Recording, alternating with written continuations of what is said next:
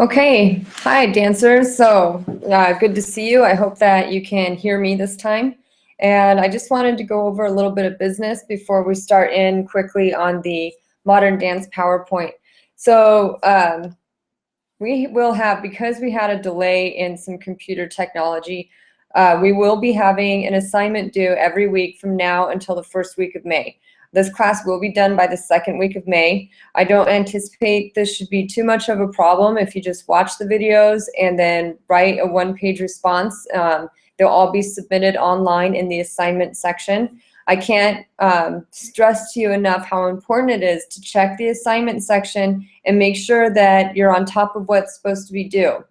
I will be in the dance office in the Ina Giddings building at the University of Arizona campus from 10 until about 3 this Friday and the following Friday. So if any of you want to meet with me and look over your grades or what assignments you have coming up in the future, so you can plan. If sometimes it's easier to hash these things out in person. So I will be there for the next 2 Fridays, so you can find me there. And we can talk about what needs to happen so that you can all finish this semester out successfully. I really appreciate your patience and understanding about this first trial run as an online class. This is the first time that this has been done at the University of Arizona for a dance appreciation course. So hopefully you have learned something and it hasn't been too stressful. I just want to remind you today the midterm is due. All you need to do is find a statement, an artist statement. If there is no artist statement for your chosen choreographer, then just look at some interviews and what's been written and put together what you think their ideas are about art and dance making, and then find a YouTube video, link it up, and submit it online, okay? If you'd also like to submit it on the bulletin, that's great, but make sure you put it in your also in your online submission. It's great to put on the bulletin so we can see and expose each other to new awesome dances. So that's due today by midnight, okay? I do accept late work, okay? I know that trying to juggle full class load and an online class is difficult. So I do accept late work. I do take points off for late work, but it's still points. So you can still pass this course very successfully if you turn in all your work, okay? Next Tuesday, there is a discussion writing, number 3 is due. It's on modern dance. You watch 2 or 3 videos and then write a 2-page response to it, okay? Not difficult. You do it, you get points. It's very easy. The following week, April 21st, you have your second essay, okay? The description and the instructions are on the assignment tab. It's a 2 to 3 page paper, double spaced, all right? And then you'll have a world dance discussion writing and a jazz dance discussion writing followed with your final discussion writing. So not hard, but we're just gonna get it all done. There will be a final reading quiz that will be due December 13th, and I'll put that on the discussion board as well. That will be, I'm putting together quiz 3 and 4. So that will also be on the discussion board. I think that covers everything. Again, you have my email. You have a chance to talk with me in person. I think I've even posted my phone number on the bulletin. So if there's you need to contact me about anything, I am very willing to work with you and make sure that this is a positive, good, educational experience. So without any further waiting, let's go ahead and get into this Modern Dance PowerPoint for the second time this year. Here we go.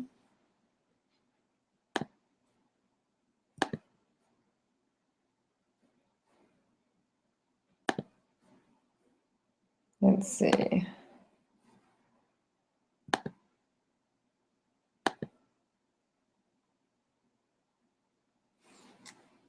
So we're starting with Isadora Duncan, who is the, I'm sure after you've all watched the videos that I've posted, I'm not posting them in the PowerPoint presentation this time because the quality isn't very good, and this way you have some exposure already. So Isadora Duncan is considered the mother and founder of modern dance. And modern dance is cool because, well, it's cool for a lot of reasons, but I think it's very interesting because so far we've been talking about dance coming from sort of old world, that's all Western civilization, but not necessarily theater dance coming from the New World, the Americas. And this is very much a New World dance that is a rebellion against old world art, okay? And so what she felt like is that she could express her ideals and like what's really happening in the human condition by rejecting ballet, so rejecting these very structured old court-based dances that she felt had a lot of classism in them. And so this way, and this was in the early 1900s, she decided that she was going to dress in Greek robes, barefoot with her hair down, and moving to music as she saw fit, very much on the spot improvisation. She there was not these codified movements that you see in ballet and these storylines that are somewhat unrealistic and have a lot of class stratification. So Isadora she wanted to come back to a very natural state of dance, and she studied a lot of Greek costuming, Greek artwork, and what she put together to be her own sort of Greek dancing.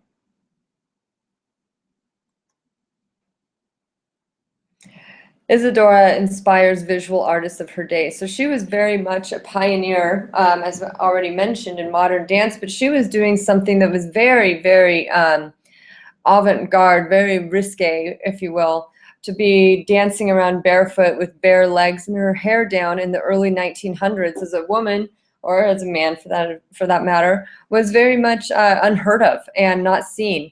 And to think about, at the same time, ballet was also pushing the boundaries by putting Rite of Spring on stage. So the early 1900s was a big era of cultural sharing as travel between new and old worlds became easier and ideas were spread quicker. So people were seeing, even in Europe, what is this woman doing, and inspired a lot of different paintings and whatnot. She ended up marrying a Russian, and the Russians loved her. She went to Russia and was an advocate, against some of the Russian regime that was happening at the time. She had a very tragic life, Isadora Duncan. She had 2 children who were drowned. She was in one car with her driver, and her children were following her in another car with their driver, and their driver somehow ran their car off the road and drove into a river where both her children then drowned. As she got older, she became very political in her dance, and she also began to drink a lot, became an alcoholic. And as she was in Europe and sitting there drinking on a patio, she saw this Bugatti that she kept seeing. She loved Bugattis, and she kept seeing it drive by, and she finally waved the driver down and said, "May I have a ride in your car?" And they did, and she was wearing a long flowing scarf around her neck, and as soon as they drove off, it got caught in the tire and it strangled her, and that is how she died at a very young age. So she had quite a tragic life, and in her short life as an artist, she inspired and started a whole movement of dance that is very popular even today. And this is her first dancing school where she instructed dancers in her naturalist type movement in her Greek togas. They called her students the Isadorables, a little bit cheeky, and but that was their name. So you can see they often danced outdoors in bare feet.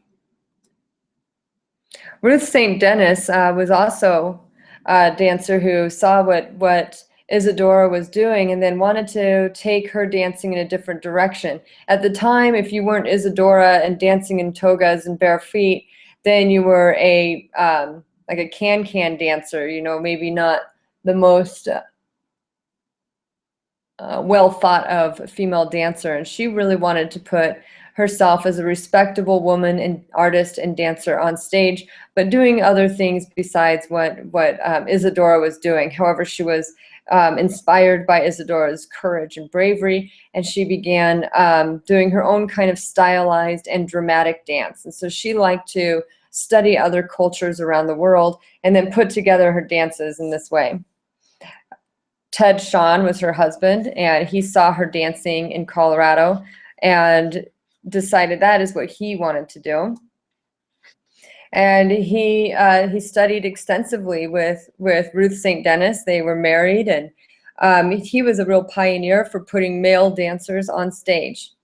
He founded Jacob's Pillow Dance School and Dance Festival, which is still a very respectable and popular training ground for dancers today. And if you look, this would be a time to look at some of the videos that were posted about Ted Shawn and his dancing. He was very athletic. At the same time, while this movement in modern dance was happening, there were certain musicians who were also studying this movement, and they were trying to come up with a method of learning and experiencing music through movement. So now you won't be tested on any of this, but just know that at the same time there was Delsarte and Delcroze who came up with a form of learning and experiencing music with movement called Eurythmics. And this was a very new idea of pairing music and movement together in this way. Not being in a codified, ballet way, but is in a more inspired, natural moving way. So very much improvisation, and started sort of looking when they played certain types of music, it inspired certain types of human conditions. So we have discovery and mourning, horror, flight. There's also different hands that they saw would commonly come out through improvisation while playing different types of music, sorry. So passion and tenderness, struggle, calm. So it's interesting. People are, something new comes along and people again are trying to make sense of it. This is a picture of Jacob's Pillow. This was Ted Shawn's construction, and it was primarily a place for male dancers. And he is the father of getting all of these beautiful male dancers on stage. To the time, it became very, which is ironic because when ballet first started, it was all male dancers. Then in the 1800s, it became primarily a female dominated place. And with modern dance, Ted Shawn reinvented what it was to be on stage as a human mover, whether you're male or female.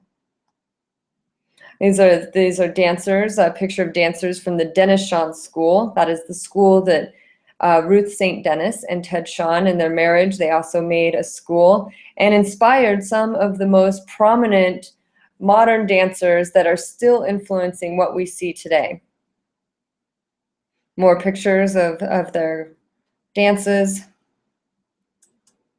And here are some of the students that came out of the Denis Shawn Dance School. And these 5 in particular have made a huge difference in modern dance technique and modern dance as we know it today. So we have Charles Weidman, Doris Humphrey, Lester Horton, Jack Cole, and Martha Graham. And I know some of you chose some of these choreographers to study in your midterm, and so now you are very familiar with their contributions. And probably the most famous of them, obviously, is Martha Graham.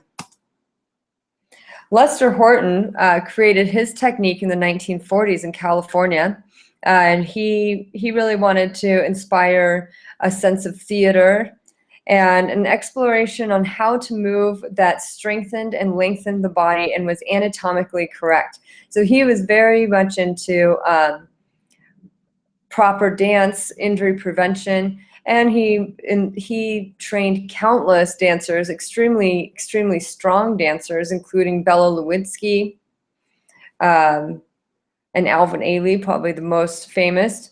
Mr. Ailey believed that Lester Horton was the greatest influence on his life, affecting him as a choreographer, dancer, and artistic director. Alvin Ailey Dance Company will be coming to the University of Arizona at Centennial Hall April 12th and performing probably the most historically relevant and famous works, Revelations, which is a very rare thing because they do not tour with that very often anymore.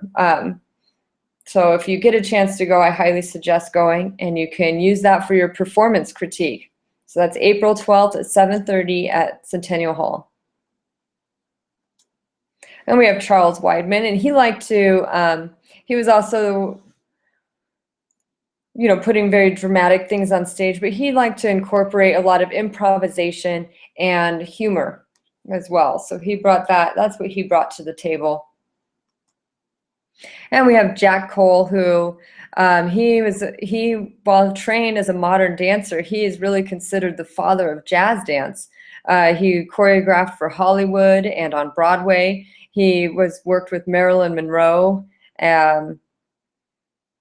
Kirk Douglas, Burt Lancaster. He made dancers dance very sexy and isolating different body parts, and moved away from the more grounded, earthy human condition and more into theatrical show business.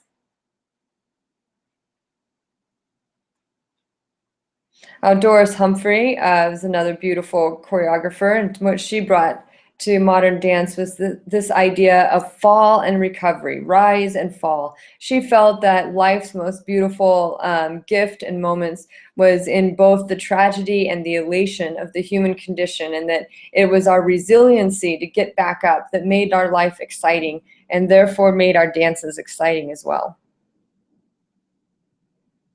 As she choreographed with Charles Weidman, and she was the teacher to Jose Limon, and Jose Limon still has one of the most famous dance companies in the world today.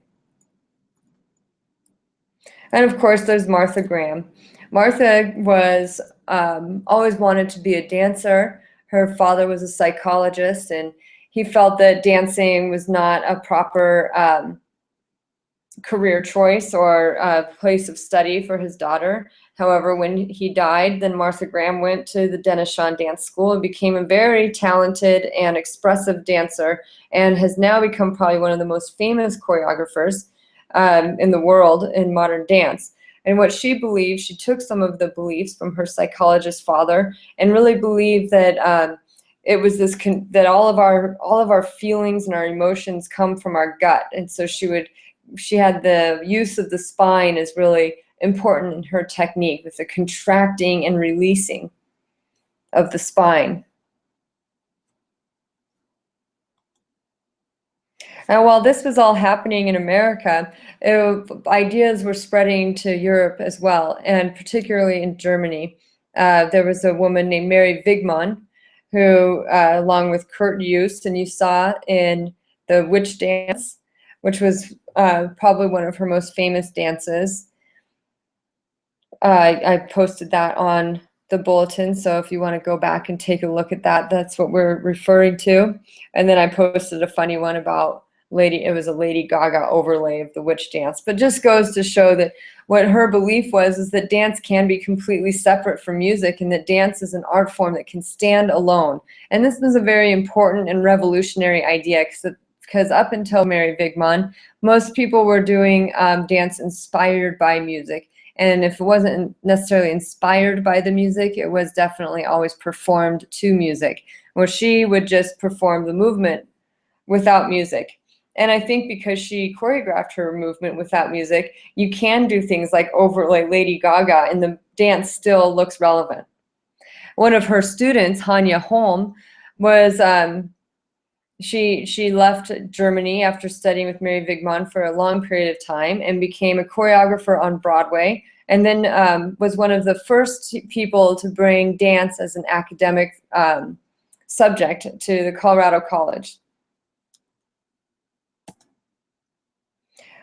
During this time, Rudolf Laban, he actually was hired by Nazi Germany to study people's movements in factory lines and study how could he make these movements more efficient.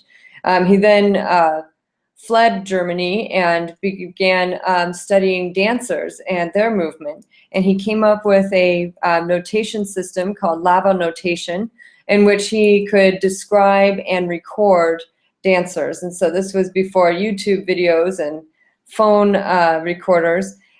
People would actually go and write, okay, this step forward here and the arm moved here, and he could write it down similar to music composition. So then people trained in Lava notation could read it and reconstruct the works.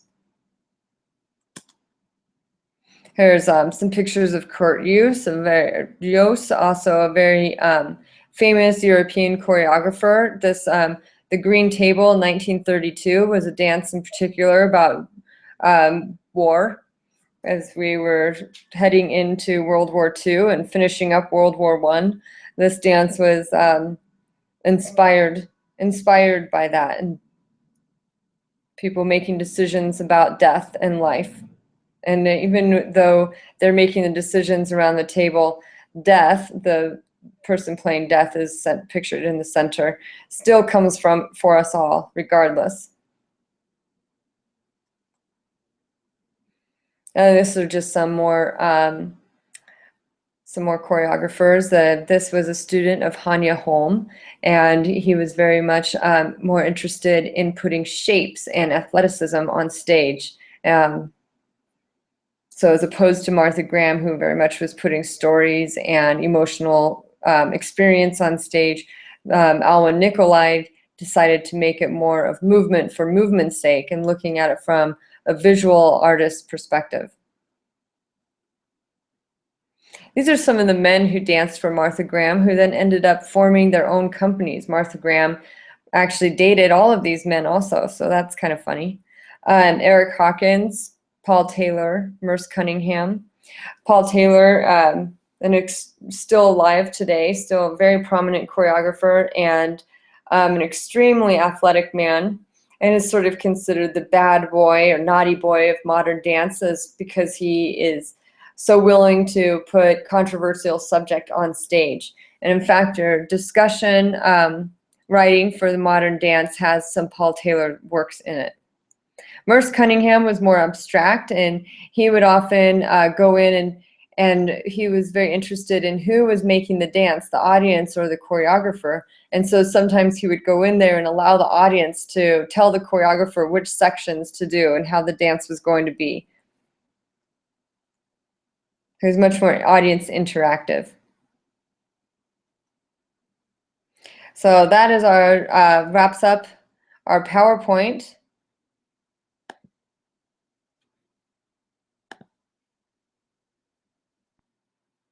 That wraps up our PowerPoint on modern dance. After we get into more contemporary modern dance choreographers, you can still trace that lineage back to the foundations of modern dance, which we just went over. So we will go on to World Dance next Tuesday, and there will be a World Dance Reflective Rite. I hope that you all have a great week, and please don't hesitate to contact me. I'm happy to help with anything. I hope you have a lovely week and good luck. Thanks.